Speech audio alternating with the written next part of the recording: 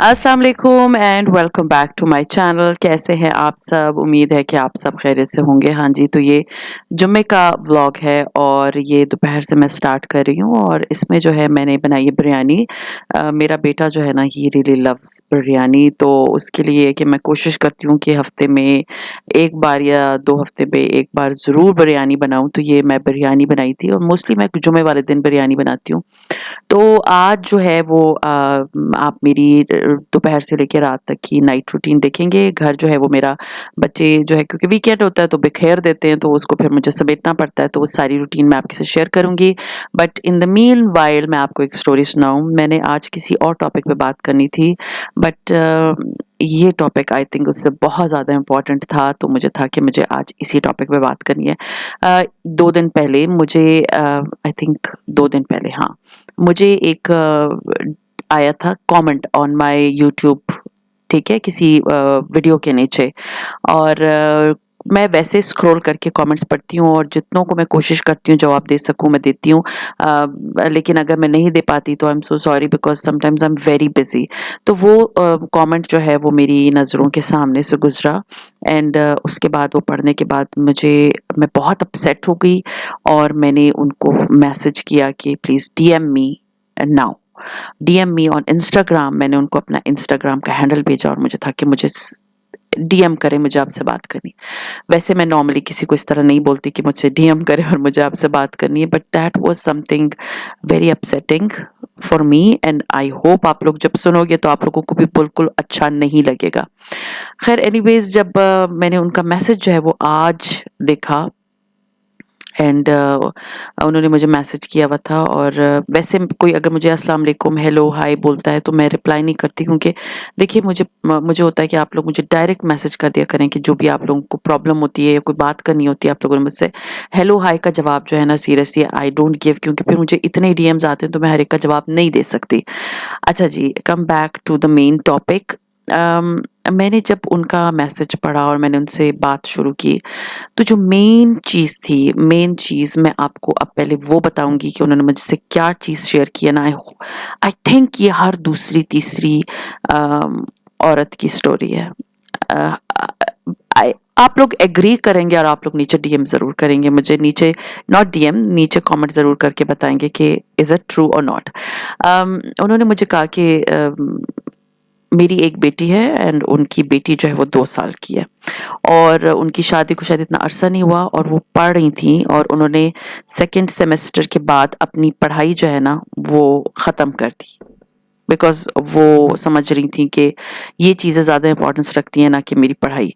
And दूसरी चीज़ जो उन्होंने कही कि जी, मैं मेरी बेटी जो मेन चीज़ जो कि मुझे बहुत ज़्यादा अपसेट कर रही थी, वो ये था कि मैं अपने बच्चों पे यानी अपनी बेटी पे जो है वो अपनी इन-लॉज़ का गुस्सा उतारती हूँ। वो बच्ची 2 साल की है। She is not more than 2 years. I think 2 years ही है उनकी बच्ची की बेटी की जो है वो उम्र। एंड उन्होंने जब मुझे ये बोला ना कि मेरी बेटी पे मैं उतारती हूँ उसको, यानी कि मार के और लाइक शी सेड कि आई एम सो बिज़ी। मेरी इन-लॉज़ में पहले जो है वो मेड थी, बट मेरे आने के बाद उन्होंने मेड निकाल दी। एंड सुबह जब मैं बाहर आती हूँ तो सब बीमार हो जाते हैं एंड मैं सारा दिन लगी रहती हूँ। आई एम कुकिंग, मैं क्लीनिंग भी करती हूँ, मैं कुकिंग भी करती हूँ और सबसे जो इम्पोर्टेंट चीज़ थी वो ये था कि जब मेरी बेटी रो रही होती है तो मेरे पास उसके लिए टाइम नहीं होता। अगर वो भूखी भी है तो मेरे पास उसके लिए टाइम नहीं है और अगर उसको नींद भी आई है तो उसके लिए मेरे पास कोई टाइम नहीं है। I am only busy in pleasing. जी, ये जो लास्ट व्लॉग था उसी का है कि जी वो प्लीज़ ही करती रही हैं वो अपनी लोगों को। मैंने जो पॉइंट बताया था ना कि दुनिया को प्लीज़ मत करें प्लीज़। उनकी उनकी जो है ना उनको आप खुश नहीं कर सकते, चाहे वो दुनिया में कोई भी लोग हों। तो उस पे उन्होंने वो कमेंट किया था कि मुझे वो लगता है कि मैं उनको शायद वो, लेकिन वो फिर भी खुश नहीं होते एंड अगर मैं काम ना करूँ तो सबकी शक्लें बन जाती हैं एंड उस चक्कर में फिस कौन रहा है? वो औरत और उनकी बेटी। आप लोग ज़रूर नीचे कमेंट कीजिएगा। मैं आज कोई पॉइंट्स नहीं बताऊँगी, मैं जो दिल में आएगा मैं आपसे बात करूँगी। I am just talking to you all and उनको मैंने कहा है कि वो आज का व्लॉग देखें because it is for her and it is for every that woman जो कि ये कर रही है। ठीक है। अच्छा, पहले बात करते हैं ना, सबसे इंपॉर्टेंट चीज वो ये है कि औलाद जो है ना वो खुद दुनिया में नहीं आती, ठीक है। उसको लाने वाला सोर्स होते हैं उसके पेरेंट्स, यानी हस्बैंड एंड वाइफ। और उसके बाद ये होता है कि बीवी ये समझती है कि मैं अगर अपने हस्बैंड को खुश रखूंगी, अपनी ससुराल को खुश रखूंगी तो मैं खुश रहूंगी। लेकिन अगर उसको ऑन दी अदर हैंड उसका कोई ख्याल नहीं रखता, लाइक वो तो इसमें खुश कर रही है कि जी मैं सफाइयां भी कर रही हूँ, मैं किचन में कुकिंग भी कर रही हूँ, मैंने अपनी 2 सेमेस्टर पढ़ाई, पढ़ने के बाद उसको बिल्कुल खैराबाद कह दिए, क्यों? क्योंकि मुझे ये है कि मेरे घर के ये काम जो है वो बहुत ज़रूरी है, और अगर मैं ये नहीं करूँगी तो सबकी शक्लें बन जाएंगी, सबके मूड्स ऑफ हो जाएंगे, मूड स्विंग्स होंगे कि जी इसने तो काम नहीं किया, और सब पहले आते ही इनके हस्बैंड के सामने सब बीमार हो जाते हैं, और जब ये काम कर लेती हैं सारे घर के तो वो सब ठीक हो जाते हैं। और मेड पहले थी तो मतलब अफोर्ड भी कर सकते होंगे, तो अब वो मेड नहीं है, तो घर की एक फ्री की जो है ना मेड मिल जाती है लोगों को। खैर, जब ये बातें जब उन्होंने मुझे की हैं तो मेरा सीरियसली मेरा बहुत मूड ऑफ था। I was so upset, very much. देखिए, मैं आपको एक बात बताऊं, जब आप सोर्स हैं इस दुनिया में अपने बच्चे को लेकर आने के लिए, तो अल्लाह ने आपको माँ बनाया है, आपको माँ का रुतबा दिया है, जो कि आई थिंक दुनिया में सबसे बड़ा रुतबा होता है, ठीक है ना। किसी भी औरत को अगर कोई मकाम मिलता है वो माँ बनती है, ठीक है। और वो बच्चे की, और ये सबसे इंपॉर्टेंट चीज ये है कि आप पे अपने बच्चे की परवरिश फर्ज है। और जो इंसान का बच्चा होता है ना, वो नॉर्मल दूसरे किसी भी जानवर के बच्चे को देख लें, वो 2 महीना भी नहीं रहता। इंसान जो है वो अपने माँ बाप के साथ सबसे ज्यादा एज गुजारता है।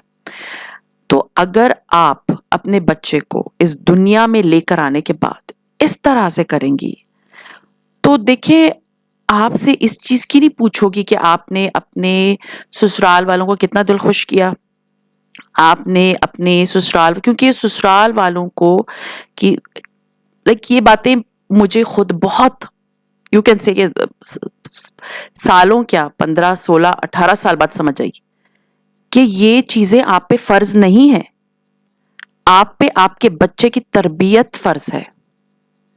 लोगों का दिल खुश करना आप पे फर्ज नहीं है, अपने बच्चे को अच्छी आला तालीम देना और उसकी अच्छी परवरिश करना आपका फर्ज है। 2 साल का वो बच्चा है, कल वो 20 साल का होगा, एंड देन वो कहेगा कि मेरी माँ ने तो कभी मुझे टाइम ही नहीं दिया।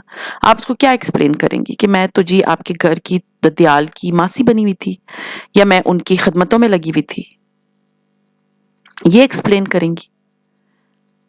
कोई बच्चे नहीं मानेंगे कि जी आप क्या कर रही थी। आपका अपने बच्चों से गर्ज है। मैंने उनको अभी कोई जवाब नहीं दिया था, मैंने उनसे कहा था व्लॉग देख लें, क्योंकि ये एक इतना इंपॉर्टेंट टॉपिक है और ये बहुत सी औरतों के साथ होता है। हम ये भूल जाते हैं कि ये हमारे बच्चे हैं और इन पे इनका काम करना हम पे फर्ज है। आपका बच्चा रो रहा है ना, बिलीव मी, ये गलतियां बस मैं आपको क्या बताऊं। अभी बच्चा रो रहा है, हमें होता है कि हमें किचन में जाके खाना पकाना है, क्योंकि अभी देवर भी आ जाएगा, तो अभी फलां भी आ जाएगा, तो उनको भूख लगी है, उनको फीड करना हम पे फर्ज है, लेकिन अपने बच्चे को फीड करना हमारा फर्ज नहीं बनता। फिर ये हमारी थिंकिंग होती है, और फिर मेडल ये मिलता है कि you are not a good mother, क्योंकि आपका बच्चा तो रो रहा है, लेकिन वो कभी ये एक्सेप्ट नहीं करते कि जी आपको तो हमने एक घर की खूबसूरत सी मेड बना के रखा हुआ है, तो चलो जी आप तो घर के कामों के लिए थी। वो ये नहीं कहेंगे, दे विल से कि ये जो माँ है ये सही, यानी कि ट्रीट नहीं कर रही बच्चे को ठीक से, उधर फिर वो उस बच्चे के सगे बन जाते हैं। लेकिन अगर बच्चा आपके ससुराल में किसी से कहे ना कि मुझे पानी दे दो, तो they will say go and ask your mother, अपनी अम्मी से जाके मांगो पानी। वो वहां पर बच्चे को पानी भी नहीं देंगे। सो ये बातें ना अपने दिमाग में रखें कि आपका बच्चा आपकी जिम्मेदारी है, आपकी किसी और की जिम्मेदारी नहीं है। आपका बच्चा रो रहा है, उसका कंक्लूजन क्या है? आपका बच्चा रो रहा है, आप अपने बच्चे की माँ है, आप अपनी ससुराल की माँ नहीं है। वो आपसे पहले भी घर चल रहा था और आपके बाद भी चलेगा। आपका बच्चा आपकी फर्स्ट प्रायोरिटी है। आपका बच्चा रो रहा है, छोड़ दे सारे काम। ये बातें मुझे सीरियसली बहुत जमाने बाद समझ आई हैं। मैं इसलिए बताती हूँ कि प्लीज डोंट सफर। आपका बच्चा रो रहा है, वो आपकी जिम्मेदारी है, छोड़ दें। आप जाएं अपने बच्चे को लेकर जाएं, क्योंकि छोटा बच्चा, इतना छोटा बेबी माँ के बगैर नहीं सोता। वो क्रैंकी होता है समटाइम्स, वो बता नहीं सकता उसको क्या प्रॉब्लम है, तो उसको नींद आई हुई होती है, बच्चे रोते हैं जब उनको नींद आई हुई होती है। आप अपने सारे ये काम ससुराल को प्लीज करना छोड़ दें, उनके खाने बनाना छोड़ दें। आपको कोई नहीं कहेगा कि तुमने खाना नहीं बनाया, बनाते रहें, शक्लें बनाते, एक दफा नहीं 1000 दफा शक्ल बनाए।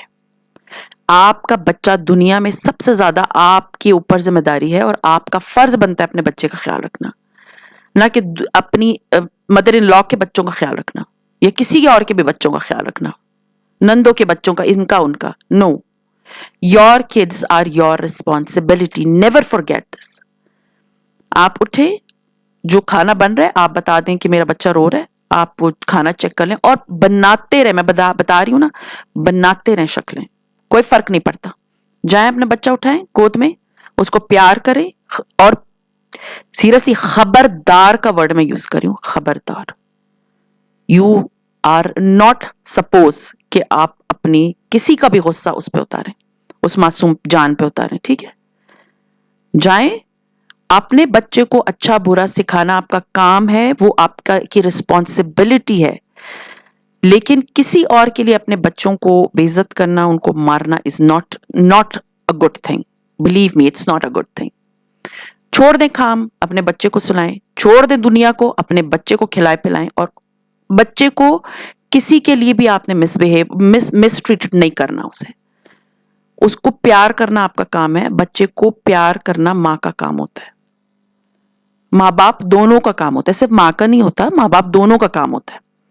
और ये सोचते रहना, बिलीव मी, मैं आपको बताती हूँ कि लॉन्ग अगो मेरे घर में मेरे हस्बैंड की एक जूनियर की मिसेज आई थी।